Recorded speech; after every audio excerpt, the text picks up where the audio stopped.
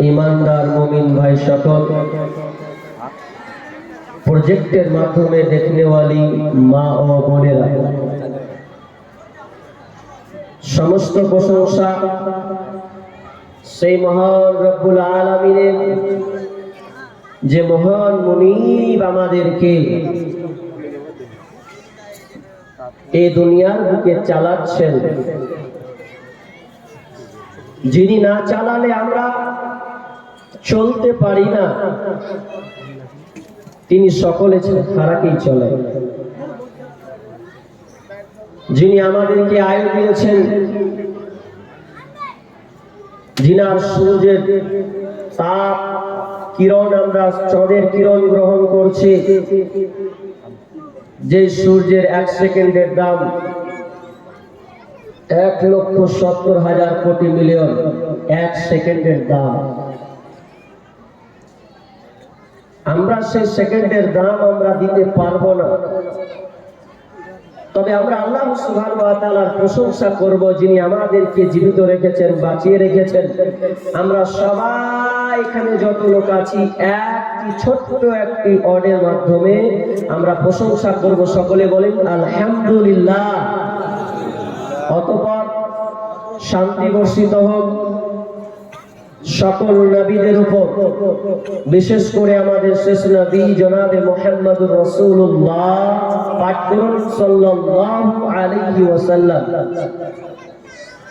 মুহতারাম মুকাররম আমি আপনাদের সম্মুখে মহাগ্রন্থ আল কোরআন থেকে সূরা আল-আনামের দু-তিনটি আয়াত পরিবেশন করেছি এবং একখানা হাদিসের নববী পাঠ করেছি এই আয়াত এবং হাদিসকে সামনে রেখে আমি আপনাদের সামনে খুব গুরুত্বপূর্ণ একটা বিষয় নিয়ে হাজির হয়েছি সবাই শুনবেন তো ইনশাআল্লাহ ইনশাআল্লাহ সবাই শুনবেন তো আচ্ছা কে কে শুনবেন না হাত তুলবেন তো শুনবেন না আসলে ধোঁকে উঠিয়ে দিয়েছে বুঝতে পারেন যাই হোক তার মানে আপনারা সবাই শুনবেন আমি আপনাদের একটা কথা বলি ভাই এটা কোন গ্রাম জানো জি এখন দেনটা লাগে নামটাও বন্ধ করে দক্ষিণ কাহালগাঁও মাদ্রাসা এক ব্যাকেটে দেওয়া আছে কি সমসপুর তাই তো সমসপুরি বলি আপনারা এই সমসপুর গ্রামের বাসিন্দা বা অনেক বিভিন্ন জায়গা থেকে এসেছেন আমি আপনাদেরকে একটা অফার দিব অফারটা আবার সত্য নয় এমনি বোঝানোর জন্য আর কি তখন আবার চেয়ে বসছিলেন না তোরা আচ্ছা বলেন তো আমি যদি আপনাদেরকে বলি যে সবচাইতে এই সময়ে এমন একটা গুরুত্বপূর্ণ জিনিস চাইবেন যেটা চাইলে আপনার ইহকাল লাভ পরকাল লাভ এমন কোন জিনিস আছে যে আজকে আপনি এই জিনিসটা চাইবেন বলেন এখন যদি আমি আপনাদেরকে বলেন যে এখন এই মুহূর্তে যেটা চাইবেন সেটাই আল্লাহ কবুল করবেন তো বলেন তো আপনারা কি চাইবেন কি চাইবেন আল্লাহ ভালোবাসা কত মনে মনে করছে পেয়েছি অফার আজকের দিনে মরনা অফার দিতে ছাড়া যায় তারা 10 লাখ টাকা ঋণ আছে ওটা চেয়ে নেবো ঝামেলা মিটে যাবে কেউ বলছে যে হয়তো আমার বউ খুঁজে পাই না একটু মিলে না চেয়ে নেবো নাকি দামি জিনিস চাইতে হবে আসলে আমরা চাইতে জানি না আল্লাহর কাছে কি চাইবো চাওয়ার প্রসেসিং আমাদের কাছে নাই পেছনে কথা বলেন না কথা বলছেন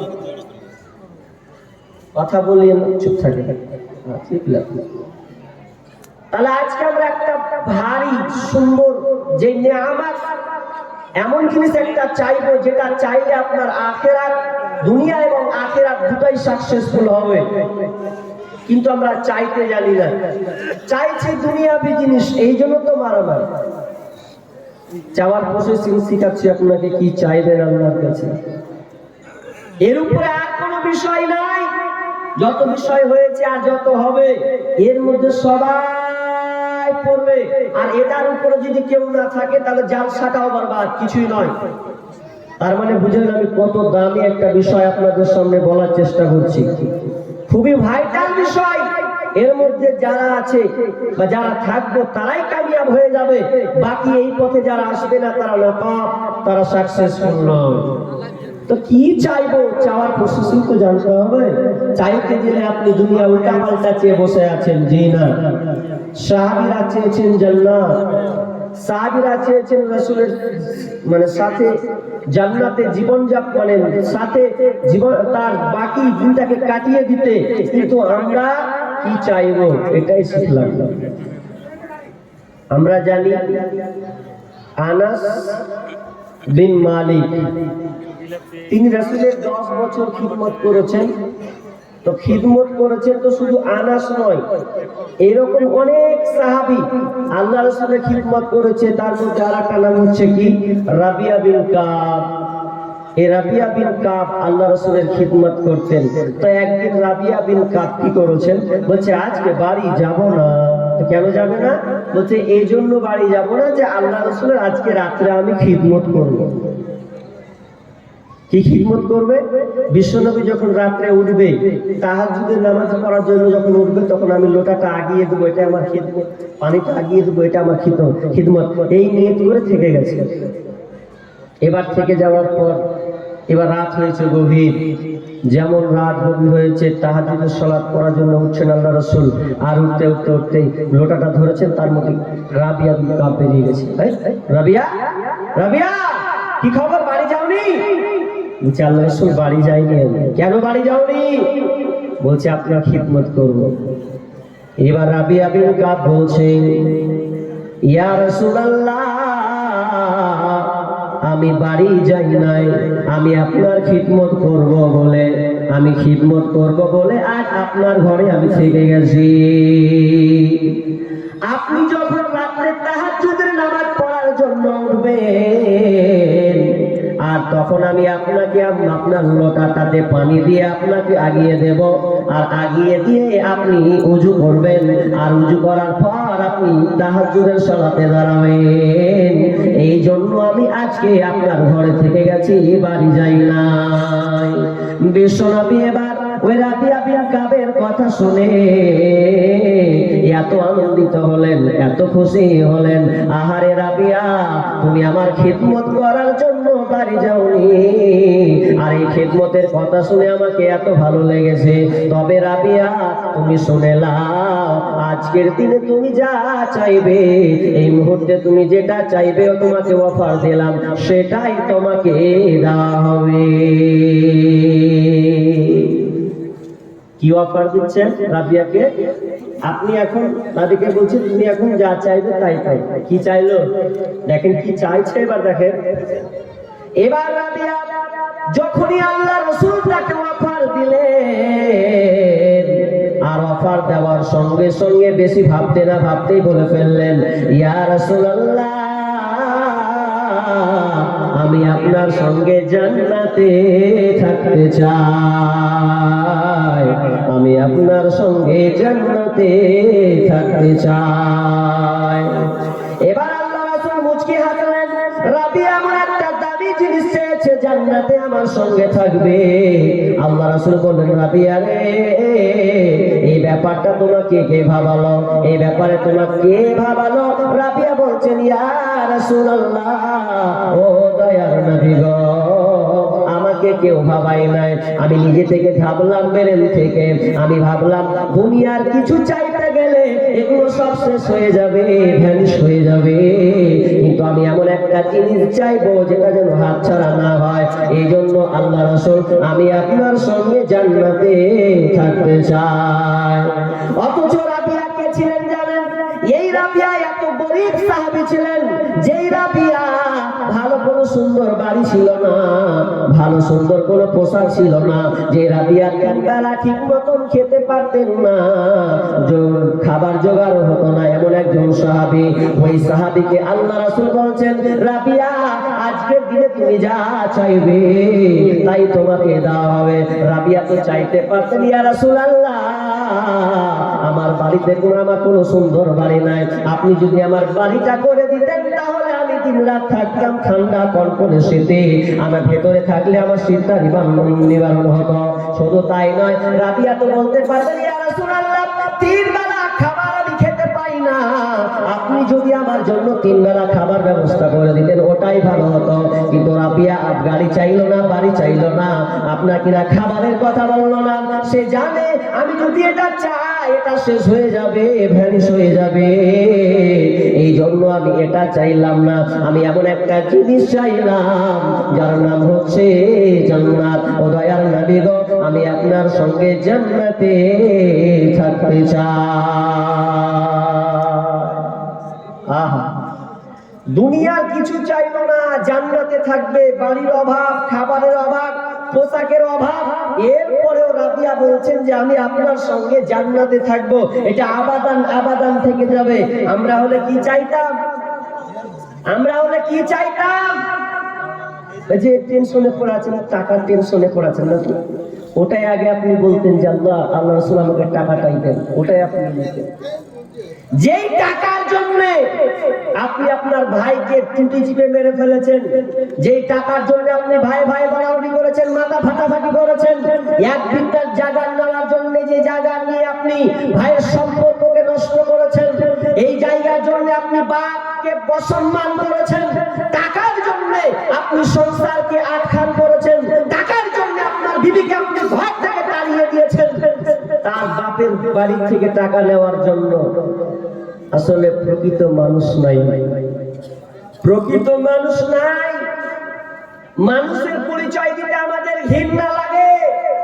একটা রোগী যদি ডাক্তারের কাছে গিয়েছে, কেন গিয়েছে? ওই রোগীটা যেন ডাক্তারের কাছ থেকে ওষুধ নিয়ে যেন সুস্থ হয়ে যায়, ভালো হয়ে যায়। তো তা না করে ডাক্তার কি করছে? তাকে পেটে লাথি মেরে 1000 টাকা 2000 টাকা ওষুধ দিয়ে নিচ্ছে, এরপরে রোগ ভালো হচ্ছে না, তাকে খারাপ কথায় চিকিৎসা হচ্ছে, খারাপ ডুপ্লিকেটি করা হচ্ছে। এই ডাক্তারেরা বিক্রি হয়ে আছে আর গরিবের পেটে লাথি মারছে। জানবেন আপনি ডাক্তারের কাছে জানলে আপনি কসাইওয়ালার কাছে গিয়েছিলেন, ডাকাতের কাছে গিয়েছিলেন। আপনি যাকে ভাবছেন যে আমার বন্ধু, আমার দোস্ত, আমার উপকার করবে, তার আগে আপনার তল কেটে বসে আছে, আপনি ভাবতে পারেন। দেখে লাগে মানুষ, আসলে মানুষের অভাব।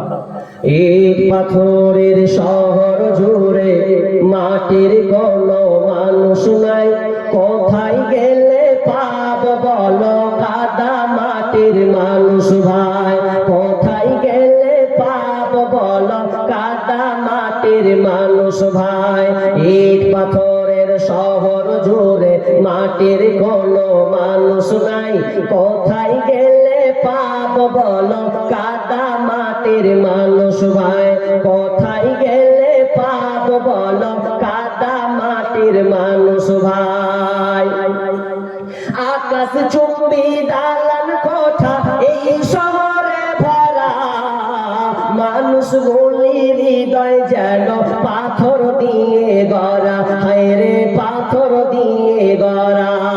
আকাশ চুম্বি দালান কোঠা এই শহরে ভরা, মানুষ গুলির হৃদয় যেন পাথর দিয়ে গড়া, হায় রে পাথর দিয়ে গড়া। মাটির মানুষ হইয়া যেন, মাটির মানুষ হইয়া যেন মাটির ঠিকানায়, কোথায় গেলে পাব বলো কাদা মাটির মানুষ ভাই, কোথায় গেলে পাব বলো কাদা মাটির মানুষ ভাই।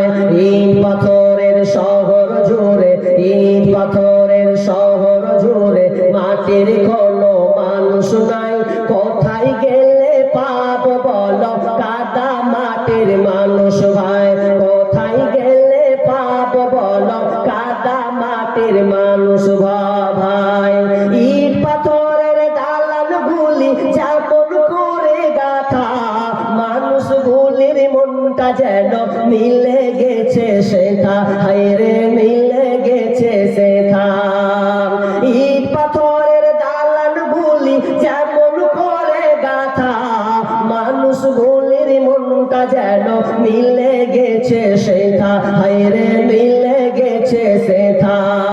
মাটির মানুষ হইয়া যেন, মাটির মানুষ হইয়া যেন মাটির ঠিকানায়, কোথায় গেলে পাব বলো কাদা মাটির মানুষ ভাই, কোথায় গেলে পাব বলো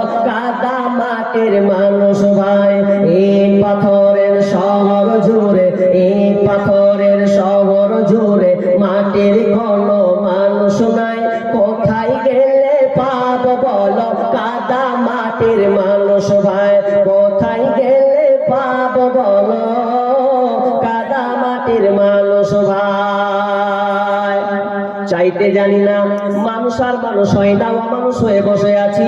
কি আপনি আল্লাহর কাছে চাইবেন? যেই জিনিসটা চাইতে গেলে আপনার দুনিয়া এবং আখিরাত দুটাই সাকসেস হবে। কিন্তু রাবিয়া বিন কাবকে যখন বলা হলো, রাবিয়া বিন কাব চাইলেন আল্লাহর কাছে জান্নাত, সে জান্নাত চাইলো, বিশ্ব নবীর সঙ্গে জান্নাতে থাকবেন। এবার আল্লাহ রাসূল বললেন, রাবিয়া,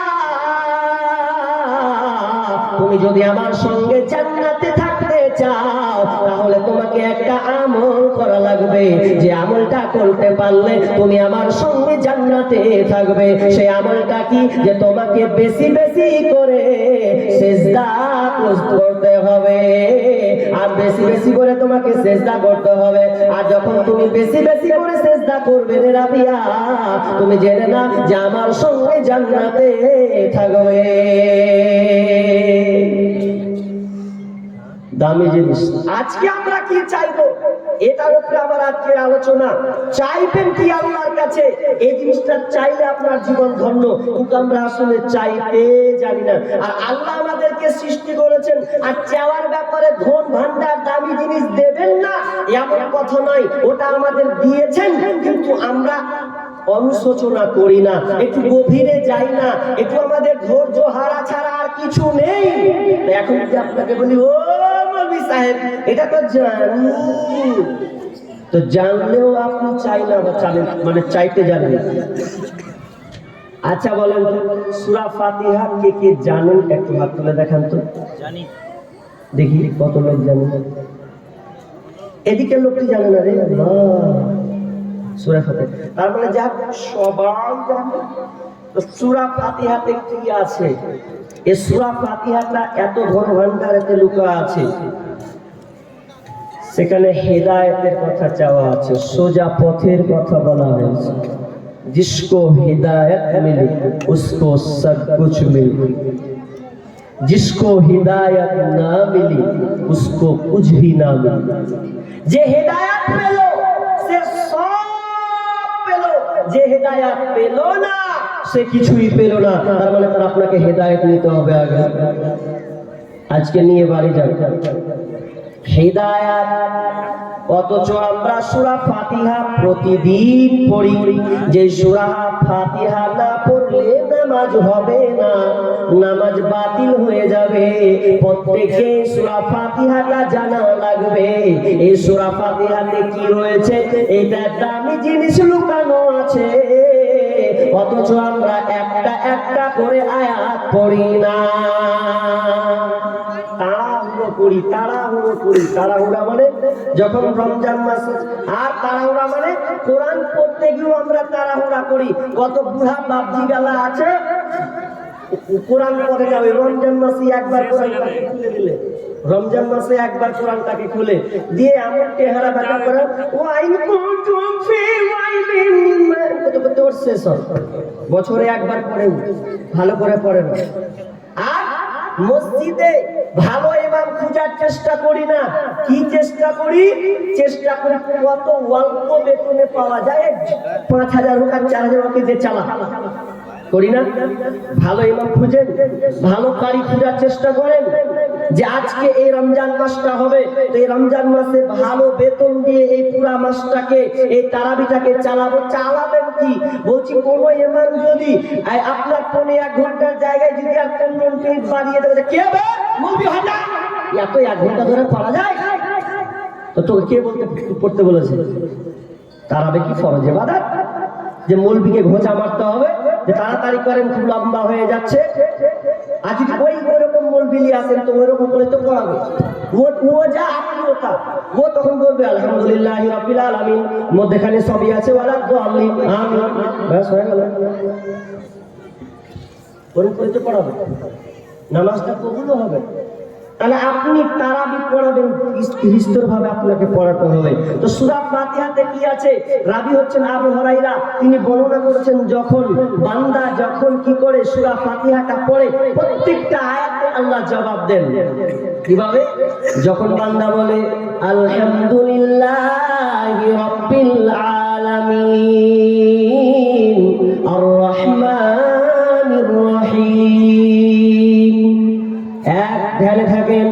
আলহামদুলিল্লাহি রাব্বিল আলামিন, যখন আপনি আল্লাহর প্রশংসা করে, আল মানে সমস্ত, হামদ মানে প্রশংসা, লিল্লাহ মানে আল্লাহর জন্য, সমস্ত প্রশংসা আল্লাহর জন্য যিনি সমস্ত জাহানের প্রতিপালক। যখন আপনি নামাজে বলেন আলহামদুলিল্লাহি রাব্বিল আলামিন, তখন আমার আল্লাহ উত্তর দেয় যে আমার বান্দা আমার প্রশংসা জ্ঞাপন করেছে।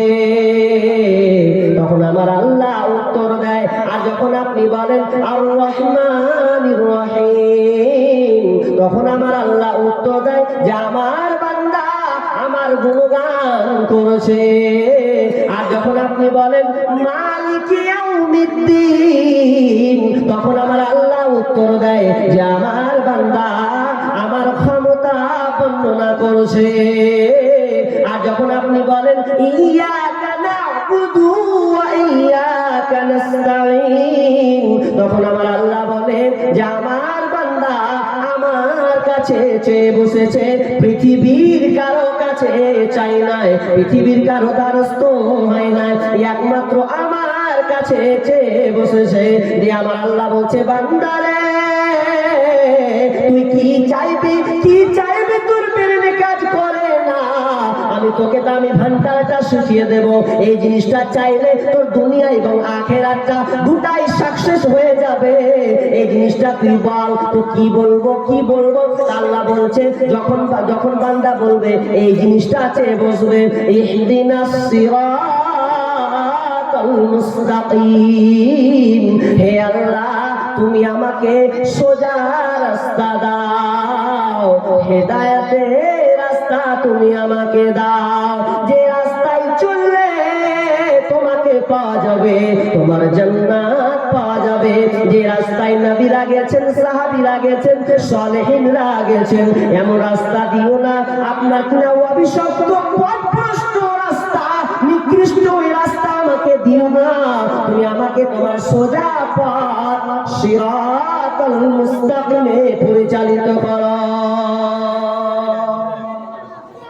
সূরা ফাতিহাতে আছে দামি ভান্ডার, ওটাই আপনি আল্লাহর কাছে চান, তবে আল্লাহ আপনাকে দেবেন। কিন্তু দুঃখ লাগে আমরা চাইতে জানি না। নামাজ পড়বেন, দৃষ্টিতে অবলম্বন করবেন, খবরদার তাড়াতাড়ি না, ঠুকাঠুকি না, কারণ আপনি আল্লাহর কাছে সারেন্ডার হয়ে গেলেন, দাঁড়িয়ে গেলেন। অতএব আল্লাহর কাছে আপনি যখন গেছেন ধীরস্থিরতা অবলম্বন করবেন। তাহলে আমার আজকের টপিক, আলোচ্য বিষয় হেদায়েত। হেদায়েতের পথে কারা, হেদায়েতের পথে কে আছে, এ ব্যাপারে আমি লম্বা আয়াত টেনে ধরেছি। এই আয়াতে আল্লাহ সুবহানাহু ওয়া তাআলা 10টা ধারা বর্ণনা করেছেন। এই 10টার গণ্ডিতে যারাই থাকবে তারাই হেদায়েতের পথে। এবার আমি আপনি হেদায়েতের পথে আছি কিনা এটা আমাকে এবার রিসার্চ করতে হবে, একটু গবেষণা করতে হবে, দেখতে হবে আসলে কি আমরা হেদায়েতের পথে আছি। যদি আপনি হেদায়েতের পথে থাকেন তো ভালো। দেখেন আল্লাহ তাআলা 10টা গণিয়ে দিয়েছেন। আমি আর বিশাল লম্বা করব না, তবে দু একটা কথা বলে আমার এই আয়াতের দিকে চলে যাব। হেদায়েত কত দামি জিনিস, যারা হেদায়েত পেয়েছে। কথা কম না বললে রে ভাই, বুঝে না বক্তব্য বলছে, চুপচাপ তো কাজ করা যায়। হেদায়েত এত দামি জিনিস, যারা হেদায়েত পেয়েছে তাদের জীবন ধন্য। একজন মহিলা সাহাবী আর দুইজনের কথা বলবো, তারা স্বামী স্ত্রী।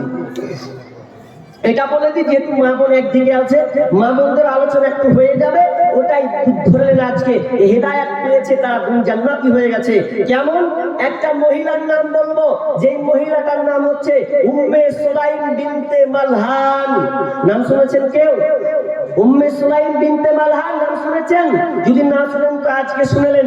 এই মহিলাটা কে? এই মহিলাটার স্বামী হচ্ছে মালিক বিন নজর না স্বামী। তো তখনও তারা ইসলাম গ্রহণ করেনি, কিন্তু উম্মে সুলাইম দ্বীনের পথে এলেন, ইসলাম গ্রহণ করে নিলেন, কিন্তু তার স্বামী মেনে নিচ্ছেন না, রেগে যাচ্ছেন। শুধু তাই না, বলছে তুই আনাসকে তুই মুসলমান বানিয়ে দিলি, তুই ওকে টেনে দিলি। বলছেন না, আমি তোমার ছেলেকে টানি নাই, বরং আরো দ্বীনের পথে ঢুকছি, কোনো পথ ছাড়ি নাই, বরং একটা সঠিক পথ। ইসলাম গ্রহণ করছে, এটা হচ্ছে সঠিক দিন। এবার স্বামী রেগে বলছে বাড়িতেই থাকবো না। তো বলছে মালিক কি করলেন, রাগ করে বাড়ি ছেড়ে দিয়ে চলে গেলেন সিরিয়ার দিকে। আর যখন চলে গেলেন কিছুদিন পর খবর পাচ্ছেন যে মালিক বিন নাজার মারা গিয়েছে। এবার থাকলো একা, স্ত্রী আর ছেলে আনাস। এবার কি করবে, তিনি দুঃখ প্রকাশ করে যাক নিয়ে নিয়েছে, আল্লাহ নিয়ে নিয়েছে যাক। তো এবার ইয়ার দিকেই কিন্তু এবার কি করেছেন আবু তালহা, এই আবু তালহা প্রস্তাব পাঠাচ্ছে কাকে, তো এই উম্মে সুলাইমকে, যে আমি তোমাকে বিয়ে করব। তো উম্মে সুলাইম বলছে তুমি আমাকে বিয়ে করবে, আমারও মন জাগে, কিন্তু তুমি জানি যে তুমি একটা ভালো মানুষ, কিন্তু তোমাকে ভালো মানুষ কোন দিক দিয়ে বলবো, তুমি নিজেরা মূর্তি পূজা করছো আর ওটাকে ঢুকছো, আর ভগবান বলছে তুমি ওটাকে করছো আর করছো, আর ভগবান বলছে তো তুমি ভালো পথে আছো, তোমাকে লজ্জা লাগে না তোমাকে? আচ্ছা কথা তো ঠিকই। এবার উম্মে সুলাইম বলছে হ্যাঁ বিয়ে করবে, একটা শর্ত, যদি আমাকে বিয়ে করো তোমাকে ইসলাম গ্রহণ করতে হবে, আর ইসলাম গ্রহণ করাতে হবে আমার মোহর, কিছু লাগবে না, ওটাই আমার মোহর। যে তাই বলছে হ্যাঁ। ইসলাম গ্রহণ করে নিল। ইসলাম গ্রহণ করে নেওয়ার পর এবার তারা স্বামী স্ত্রী হয়ে গেল। এবার একটা এখানে একটা ইম্পর্টেন্ট একটা ঘটনা আছে, যে ইসলাম গ্রহণ করলেন তাদের স্বামী স্ত্রী একটা ঘটনা, আশ্চর্য হয়ে যাবেন এই ঘটনা, আমরা হলে থাকতে পারতাম না। সেই উম্মে সুলাইম একদিন কি করছেন জানেন, যে তার স্বামী বিদেশে আছে, বাড়িতে নাই, বিদেশে আছে, বিদেশে আছে। তো এবার উম্মে সুলাইমের আবু তালহার সন্তান একটা মারা গিয়েছে। তো মারা যখন গিয়েছে এবার উম্মে সুলাইম বলছে এই বাড়ির লোক সকল শোনো, তোমরা কেউ বলবে না, আমার স্বামী আসবে আমার স্বামীকে বলবে যে আমার সন্তান মারা গেছে, তোমরা কেউ মারবে না, ঠিক আছে মারবো না, না কেউ আমরা বলবো না, কোনো কথাই বলবো না। এবার কি হয়েছে, এবার আবু তালহা বাড়ি ঢুকছেন।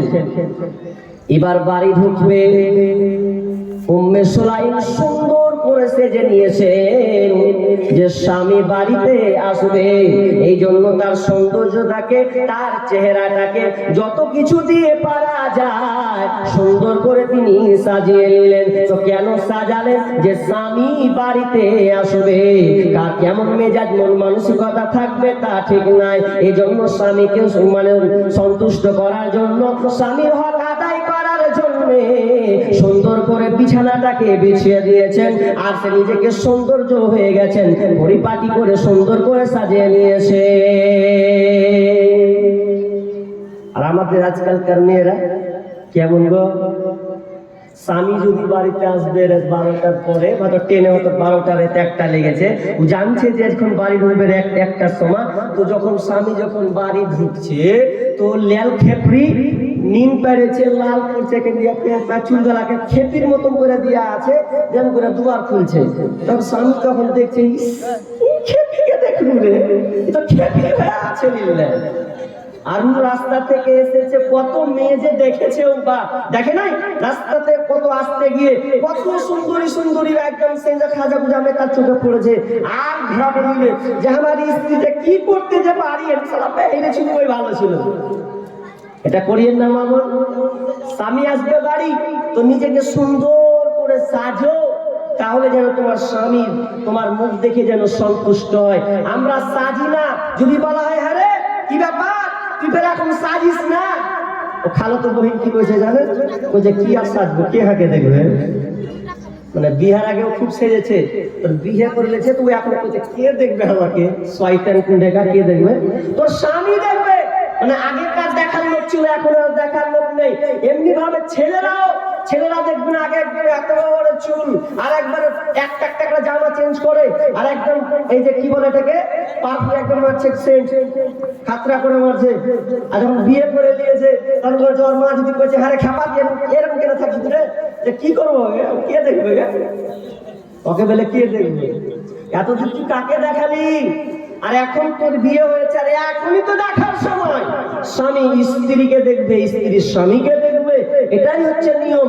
কিন্তু আজকে আমরা শয়তানি কার্যকলাপের মধ্যে চলে গেছি।